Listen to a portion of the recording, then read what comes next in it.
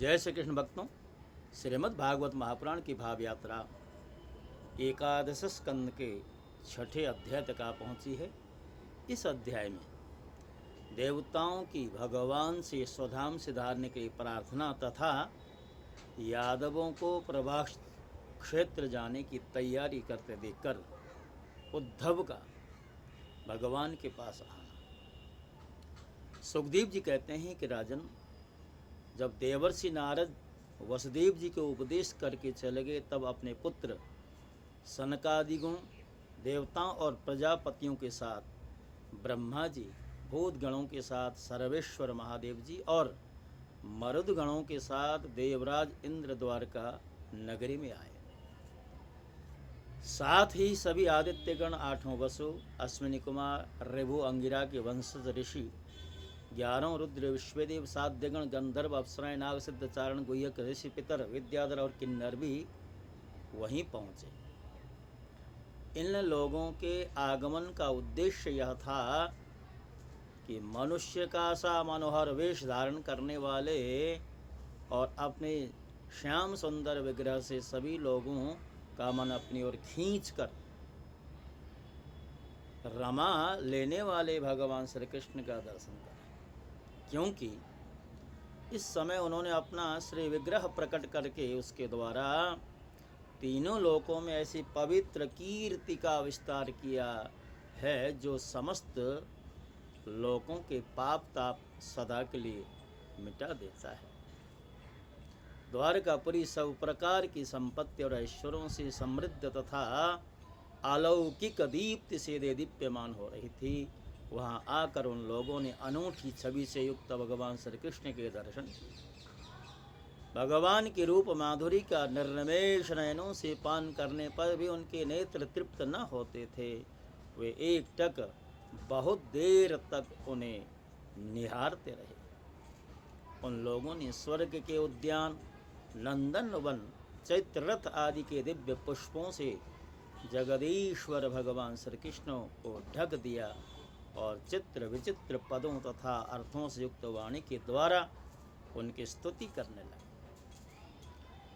देवताओं ने कहा, नतः स्मते नाथ पदारविंदम बुद्धिन्द्रिया प्राणमनो वचो भी यच्चिन्त्यतेऽन्तर्हृदि भावयुक्तर मुमुक्षुभिः कर्ममयोरुपाशा। बुद्धिन्द्रिय प्राण मनोवचो भी। देवता कहते हैं कि स्वामी, कर्मों के विकट फंदों से छूटने की इच्छा वाले मुमुक्ष जन भक्तिभाव से अपने हृदय में जिसका चिंतन करते रहते हैं, आपके उसी चरण कमल को हम लोगों ने अपनी बुद्धि, इंद्रिय, प्राण, मन और वाणी से साक्षात्कार नमस्कार किया है। अहो आश्चर्य है अजित, आप माइक रजादि गुणों में स्थित होकर इस अचिंत्य नाम रूपात्मक प्रपंच की त्रिगुणमयी माया के द्वारा अपने आप में ही रचना करते हैं, पालन करते हैं और संहार करते हैं। यह सब करते हुए भी इन कर्मों से आप लिप्त नहीं होते, क्योंकि आप राग द्वेषादि दोषों से सर्वथा मुक्त हैं। अपने निरावरण अखंड स्वरूप भूत परमानंद में मग्न रहते हैं। स्तुति करने योग्य परमात्मन, जिन मनुष्यों की चित्तवृत्ति राग द्वेषादि से कलुषित है, वे उपासना, वेदाध्ययन, दान, तपस्या और यज्ञ आदि कर्म भले ही करें, परंतु उनकी वैसी शुद्धि नहीं हो सकती जैसे श्रवण के द्वारा संपुष्ट शुद्धांतःकरण सज्जन पुरुषों की आपके लीला कथा कीर्ति के विषय में दिनों दिन बढ़कर परिपूर्ण होने वाली श्रद्धा से होती है। मननशील मुमुक्ष जन मोक्ष प्राप्ति के लिए अपने प्रेम से पिघले हुए हृदय के द्वारा जिन्हें लिए फिरते हैं, पांचरात्र विधि से उपासना करने वाले भक्तजन समान ऐश्वर्य की प्राप्ति के लिए वासुदेव, संकर्षण, प्रद्युम्न और अनिरुद्ध इस चतुर्व्यूह के रूप में जिनका पूजन करते हैं, और जितेंद्रिय धीर पुरुष स्वर्ग लोक का अतिक्रमण करके भगवत धाम की प्राप्ति के लिए तीनों समय जिनकी पूजा किया करते हैं। याज्ञिक लोग तीनों वेदों के द्वारा बतलाई हुई विधि से अपने संयत हाथों में हविष्य लेकर यज्ञ कुंड में आहुति देते और उन्हीं का चिंतन करते हैं। आपकी आत्मस्वरूपिणी माया के जिज्ञासु योगी जन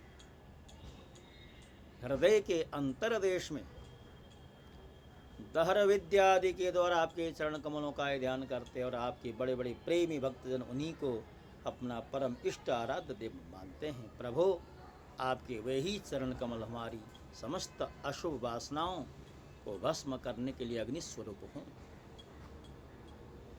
प्रभो, यह भगवती लक्ष्मी आपके वक्षस्थल पर मुरझावी बासी बनमाला से भी सौत की तरह स्पर्धा रखती हैं, फिर भी आप उनकी परवाह न कर भक्तों के द्वारा इस बासी माला से की हुई पूजा भी प्रेम से भी स्वीकार करते हैं। ऐसे भक्त वत्सल प्रभु के चरण कमल सर्वदा हमारी विषय वासना को जलाने वाले अग्निस्वरूप हों। हे अनंत, वामनावतार में दैत्यराज बलि की दी हुई पृथ्वी को नापने के लिए जब आपने अपना पग उठाया था और वह सत्यलोक में पहुंच गया था, तब ऐसा जान पड़ता था मानो कोई बहुत बड़ा विजय ध्वज है।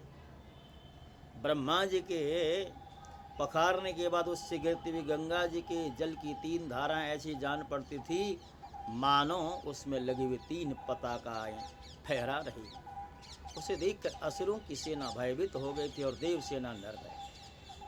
आपका वह चरण कमल साधु स्वभाव पुरुषों के लिए आपके धाम वैकुंठ लोक की प्राप्ति का और दुष्टों के लिए अधोगति का कारण है। भगवान, आपका वही पाद पद्म हम भजन करने वालों के सारे पाप तब धो डाले। ब्रह्मादि जितने भी शरीरधारी हैं वे सत्व रज तम इन तीनों गुणों के परस्पर विरोधी त्रिविध भावों की टक्कर से जीते मरते रहते हैं। वे सुख दुख के थपड़ों से बाहर नहीं हैं और ठीक वैसे ही आपके वश में हैं जैसे नथे हुए बैल अपने स्वामी के वश में होते हैं।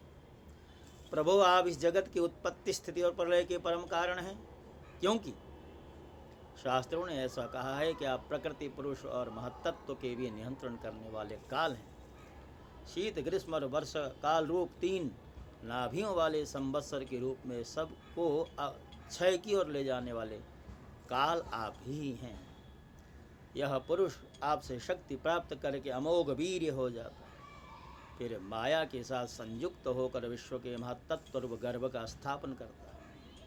इसके बाद वह महत्त्व त्रिगुणमय माया का अनुसरण करके पृथ्वी जल तेज वायु आकाश अहंकार और मन रूप 7 आवरणों वाले इस सुवर्ण वर्ण ब्रह्मांड की रचना करता है। इसलिए हे ऋषिकेश, आप समस्त चराचर जगत के अधीश्वर हैं।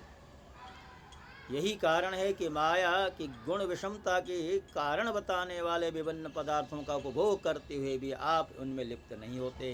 यह केवल आपकी ही बात है। इसके अतिरिक्त दूसरे तो स्वयं उनका परित्याग करके भी उन विषयों से डरते रहते। 16,000 से अधिक रानी आपके साथ रहती हैं। वे सब अपनी मंद मंद मुस्कान और तिरछी चितवन से युक्त मनोहर भवों के इशारे से और सुर तालापों से प्रौढ़ सम्मोहक कामबाण चलाते हैं और काम कला के विविध रीतियों से आपका मन आकर्षित करना चाहती हैं, परंतु फिर भी वे अपने परिपुष्ट काम बाणों से आपका मन तनिक भी न डिगा सकीं, वे असफल ही रही। आपने त्रिलोकी की पाप राशि को धो बहाने के लिए 2 प्रकार की पवित्र नदियाँ बहा रखी हैं। एक तो आपकी अमृतमय लीला भरी कथा नदी और दूसरी आपके पाद प्रक्षालन के जल से भरी गंगा। अतः सत्संग से भी विवेकी जन कानों के द्वारा आपकी कथा नदी में और शरीर के द्वारा गंगा जी में गोता लगाकर दोनों ही तीर्थों का सेवन करते हैं। सुखदेव जी कहते हैं कि राजन, समस्त देवताओं और भगवान शंकर के साथ ब्रह्मा जी इस प्रकार भगवान की स्तुति, इसके बाद वे प्रणाम करके अपने धाम में जाने के लिए आकाश में स्थित होकर भगवान से इस प्रकार कहने लगे। ब्रह्मा जी ने कहा, सर्वात्मन प्रभो भूमिर्भारावताराय पुरा विज्ञापितः प्रभो तमस्माभिरशेषात्मस् तथैवोपपादितम्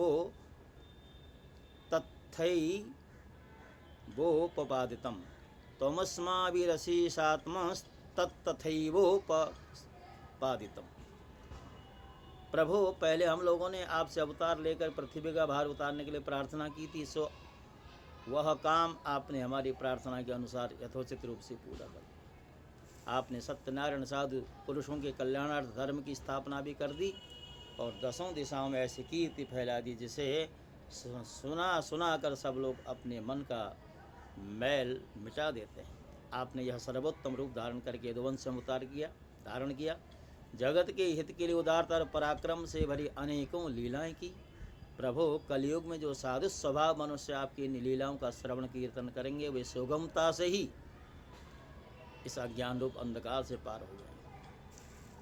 पुरुषोत्तम सर्वशक्तिमान प्रभु, आपको यदुवंश में अवतार ग्रहण के 125 वर्ष व्यतीत हो गए हैं।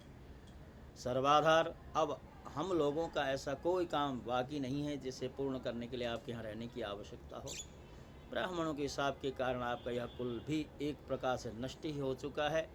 इसलिए वैकुंठनाथ, यदि आप उचित समझें तो अपने परम धाम में पधारें और अपने सेवक हम लोकपालों का तथा हमारे लोकपालों का पालन पोषण करें। भगवान कृष्ण कहते हैं, ब्रह्मा जी, आप जैसा कहते हैं मैं पहले से ही वैसा निश्चय कर चुका हूँ। मैंने आप लोगों का सब कार्य पूरा करके पृथ्वी का भी भार उतार दिया है, परंतु अभी एक कार्य शेष है। वह यह है कि यदुवंशी बल, विक्रम, वीरता, शूरता और धन संपत्ति से उन्मत्त हो रहे हैं। ये सारी पृथ्वी का को ग्रस लेने पर तुले हुए हैं। इन्हें मैंने ठीक वैसे ही रोक रखा है जैसे समुद्र को उसके तट की भूमि रोकती है। यदि मैं घमंड और उत्सृंखल यदुवंशियों का यह विशाल वंश नष्ट किए बिना ही चला जाऊंगा तो ये सब धर्म मर्यादा का उल्लंघन करके सारे लोगों का संहार कर डालेंगे। निष्पाप ब्रह्मा जी, अब ब्राह्मणों के हिसाब से इस वंश का नाश प्रारंभ हो चुका है। इसका अंत हो जाने पर मैं आपके धाम में होकर जाऊंगा। सुखदेव जी कहते हैं, राजन, अब अखिल लोकाधिपति भगवान श्री कृष्ण ने इस प्रकार जब कहा तब ब्रह्मा जी ने उन्हें प्रणाम किया और देवताओं के साथ वे अपने धाम को चले गए। उनके जाते ही द्वारिकापुरी में बड़े बड़े अपशगुन, बड़े बड़े उत्पात उठ खड़े हुए। उन्हें देख कर यदुवंश के बड़े बूढ़े भगवान श्री कृष्ण के पास आए। भगवान श्री कृष्ण ने उनसे यह बात कही। भगवान कहने लगे, गुरुजनों, आजकल द्वारका में जिधर देखिए उधर ही बड़े बड़े अपशगुन हो रहे हैं, उत्पात हो रहे हैं। आप लोग जानते ही हैं कि ब्राह्मणों ने हमारे वंश को शाप दे दिया है, जिसे टाल सकना बहुत ही कठिन है। मेरा ऐसा विचार है कि यदि हम लोग अपने प्राणों की रक्षा चाहते हैं तो हमें यहाँ नहीं रहना चाहिए। अब विलंब करने की आवश्यकता नहीं, हम लोग आज ही परम पवित्र प्रभास क्षेत्र के लिए निकल पड़े। प्रभास क्षेत्र की महिमा बहुत प्रसिद्ध है। जिस समय दक्ष प्रजापति के हिसाब से चंद्रमा को राजयक्ष्मा रोग ने ग्रस लिया था, उस समय उन्होंने प्रभास क्षेत्र में जाकर स्नान किया और वे तत्क्षण उस पापजन्य रोग से मुक्त हो गए थे। साथ ही उन्हें कलाओं की अभिवृद्धि भी प्राप्त हो गई थी। हम लोग भी प्रभास क्षेत्र में चलकर स्नान करेंगे, देवता एवं पितरों का तर्पण करेंगे और साथ ही अनेकों गुण वाले पकवान तैयार करके श्रेष्ठ ब्राह्मणों को भोजन कराएंगे। और हम लोग उन सत्पात्र ब्राह्मणों को पूरी श्रद्धा से बड़ी बड़ी दान दक्षिणा देंगे और इस प्रकार उनके द्वारा अपने बड़े बड़े संकटों को वैसे ही पार कर जाएंगे जैसे कोई जहाज के द्वारा समुद्र पार कर सकता। सुखदेव जी कहते हैं, राजन, जब भगवान श्री कृष्ण ने इस प्रकार आज्ञा दी तब यदुवंशियों ने एक मत से प्रवास जाने का निश्चय कर लिया और सब अपने अपने रथ सजाने जोतने लगे। राजन, उद्धव जी भगवान श्री कृष्ण के बड़े प्रेमी और सेवक थे। उन्होंने जब यदुवंशियों को यात्रा की तैयारी करते देखा, भगवान की आज्ञा सुनी और अत्यंत घोर अपशुगुन होते देख तब वे जगत के एकमात्र अधिपति भगवान श्री कृष्ण के पास एकांत में उनके चरणों पर अपना सिर रखकर प्रणाम किया और हाथ जोड़कर उनसे प्रार्थना करने लगे।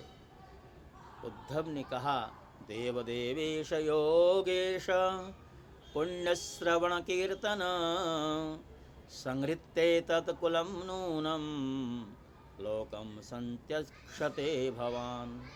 उद्धव जी कहते हैं, योगेश्वर, आप देवादियों के अधीश्वर हैं। आपकी लीलाओं के श्रवण कीर्तन से जीव पवित्र हो जाता है। आप सर्वशक्तिमान परमेश्वर हैं। आप चाहते तो ब्राह्मणों के शाप को मिटा सकते थे, परंतु आपने वैसा नहीं किया। इससे मैं यह समझ गया कि आप यदुवंश का संहार करके इसे समेट कर अवश्य ही इस लोक का परित्याग कर देंगे। परंतु घुंघराले अलकों वाले श्याम सुंदर, मैं आधे क्षण के लिए भी आपके चरण कमलों के त्याग की बात सोच भी नहीं सकता। मेरे जीवन सर्वस्व मेरे स्वामी, आप मुझे भी अपने धाम में ले चलें। स्वधाम नयमामपि, अर्थात अपने धाम में मुझे भी ले चलें। हे कृष्ण, आपकी एक एक लीला मनुष्यों के लिए परम मंगलमयी और कानों के लिए अमृत स्वरूप है, जिससे एक बार उस रस का चस्का लग जाता है उसके मन में, फिर किसी दूसरी वस्तु के लिए लालसा ही नहीं रह जाती। प्रभु, हम तो उठते बैठते सोते जागते घूमते फिरते आपके साथ रहे हैं। हमने आपके साथ स्नान किया, खेल खेले, भोजन किया, कहाँ तक गिनावें।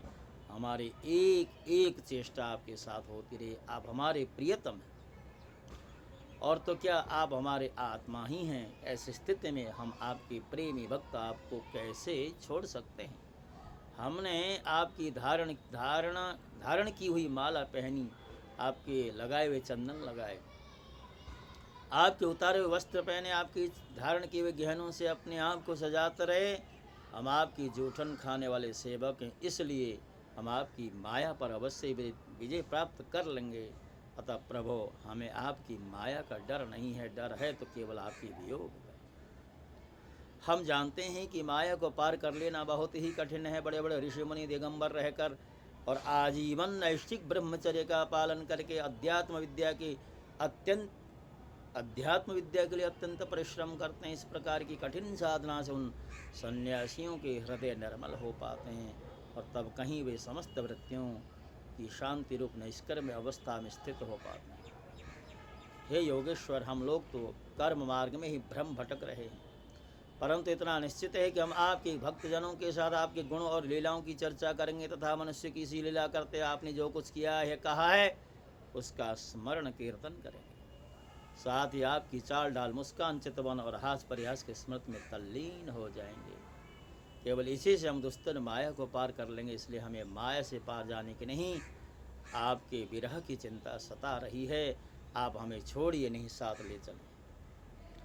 सुखदेव जी कहते हैं कि एवं विज्ञापितो राजन भगवान देवकी सुतः एकांतिनम प्रियम भृत्यम उद्धवम समभाषत। अर्थात ये राजन, जब उद्धव जी ने देवकी नंदन भगवान श्री कृष्ण से इस प्रकार प्रार्थना की, तब उन्होंने अपने अनन्य प्रेमी सखा एवं सेवक उद्धव जी से कहा।